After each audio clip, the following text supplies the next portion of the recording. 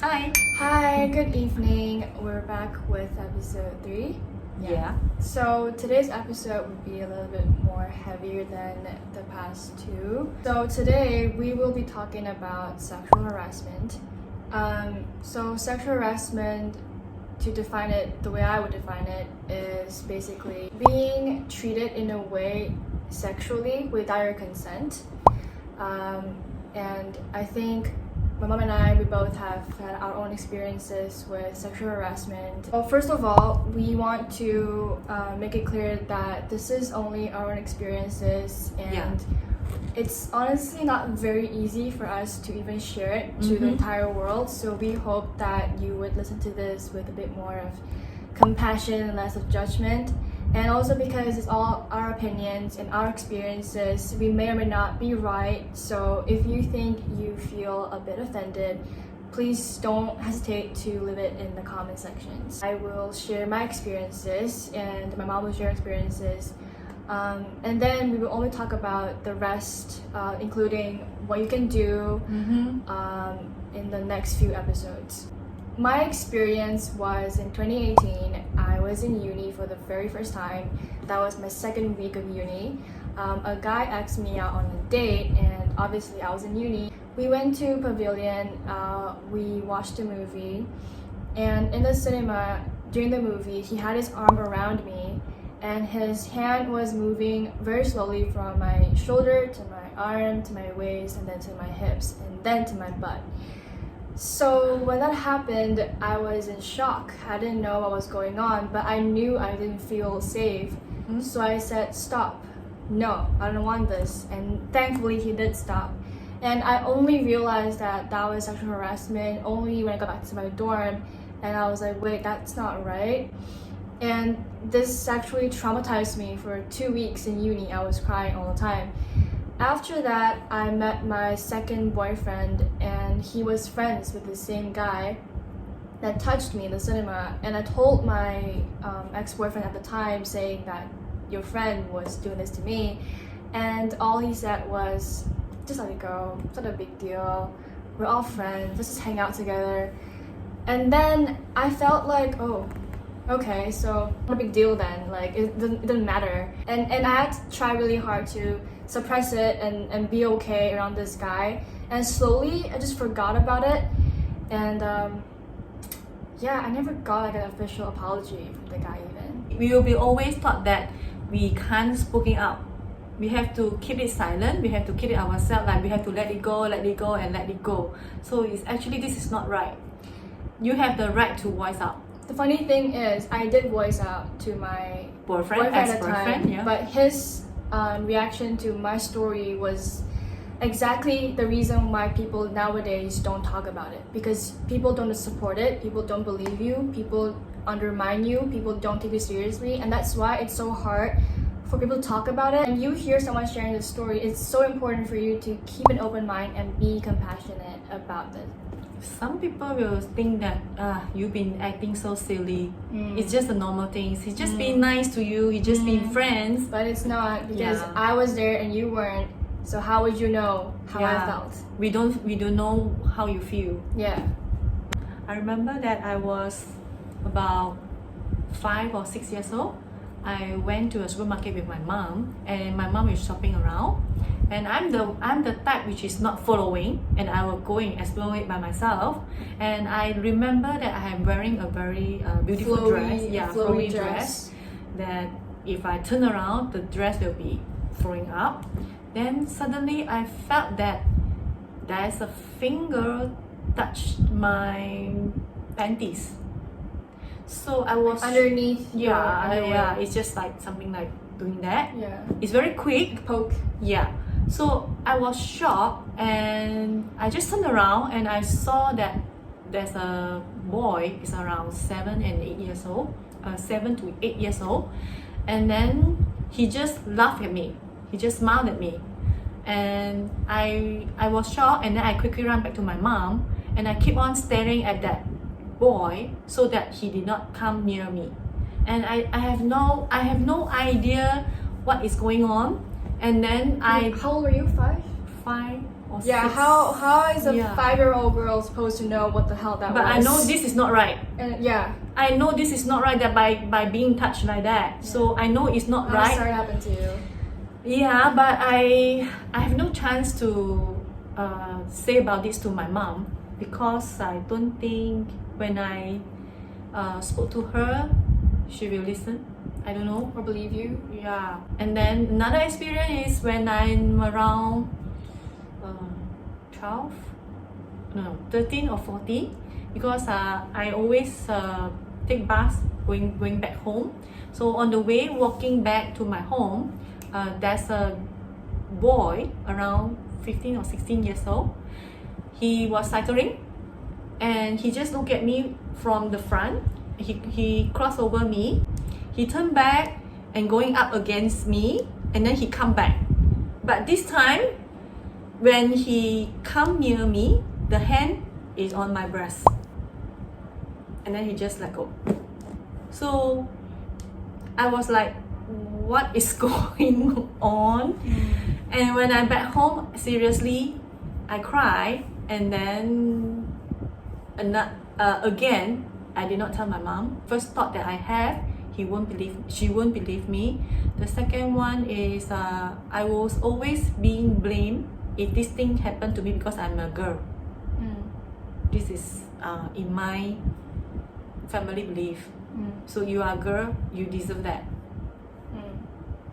That's why it's hard for me to tell my mom what has happened. Sexual harassment, it's such a heavy thing to talk about, and it's even heavier for us who experienced it.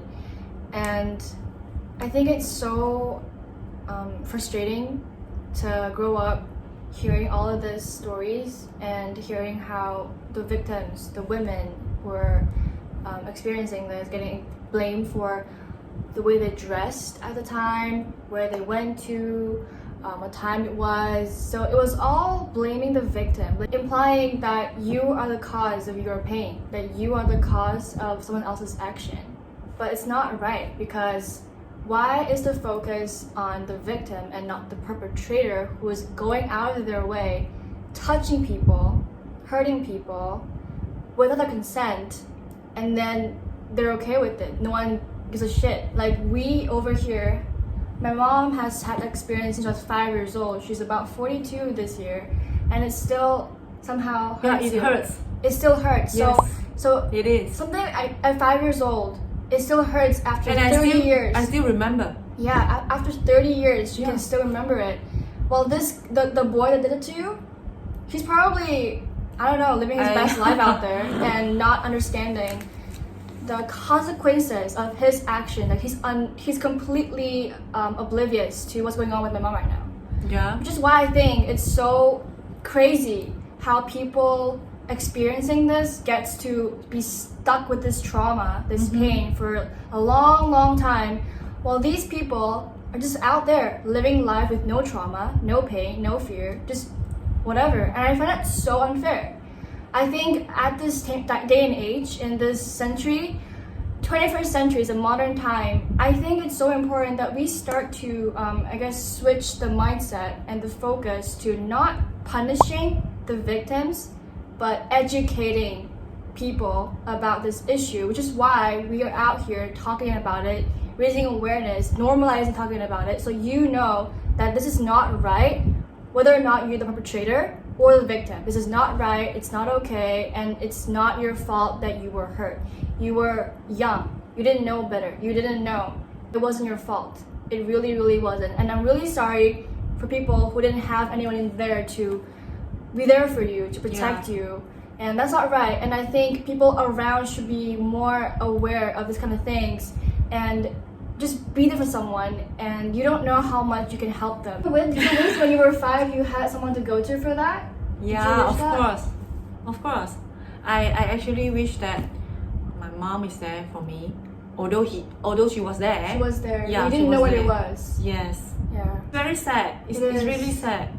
It is. And I believe that there's more women like me that Going through worse. having this kind of trauma. I've heard cases with like Yeah, own family members.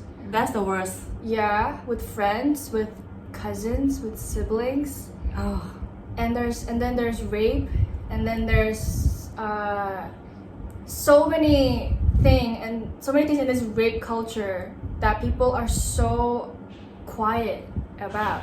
Because it's been so quiet for this many time, people just be okay with it. They're okay with it, and then they just like, you know what, it's whatever. yeah, this is what happened. Yeah, this is just normal, but it's not Yeah. normal.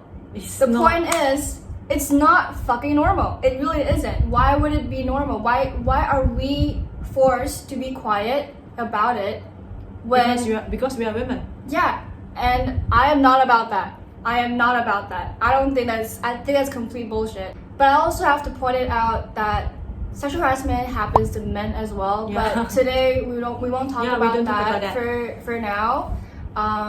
We're just gonna share our experiences and our opinions and thoughts about it. So if you think you have had a similar experience, which I am sorry that you had, I don't wish this upon anyone. But if you had that experience, I want you to know that Not the only one. you're not the only one. You are not alone, and what you experienced was not your fault. Yes. It wasn't weird or dirty. Yeah, it's It not you doesn't- want it. It doesn't define your value as a person or your worth. You are still worthy and valuable with or without that experience. And obviously, I hate that it happens to anyone. Which is why we have to start being more vocal about this issue, and people know, men or women, whether you're a parent, whether you're a child, whether you're a brother or sister, a friend even, be more vocal about these issues and develop a better mindset around this, and not just blaming the victim experiencing it, but put the focus on the person who's causing harm and damage and trauma. People is always blaming the victim. Yeah, we know that, so now we have to stop that and change that. There's not much that we can do, but we hope that if you are really listen on this video or you are watching this video, you have to aware that this is not only happen in you, it's happened in the whole community, and it happened to everywhere, everyone. Sexual harassment, it's not just a momentarily phenomena. It doesn't just stop at that time when it happened. It carries on. It Yeah. lingers around. It lingered my mom for over 40 years, lingered around me for years as well. So it's something that actually affects you. There is a psychological evidence that it actually causes trauma, and you would have some psychological or emotional or even mental effects yeah. from it. Yes, so I think it's so important that people start talking about it and understanding this issue, and come forward about your pain, and not asking for an apology from anyone, but treating yourself, Yeah, you have to And- get through it by yourself. acknowledging that it happened to you by talking about it or sharing about it or simply just dealing with it. We will be talk about this in our next sharing. We will be talking about like more on the victim's perspective, what you can do about it, and more of our own thoughts and opinions around this whole culture of sexual harassment. So stay tuned. So stay tuned for our next episode. We will see you soon. Bye. Bye.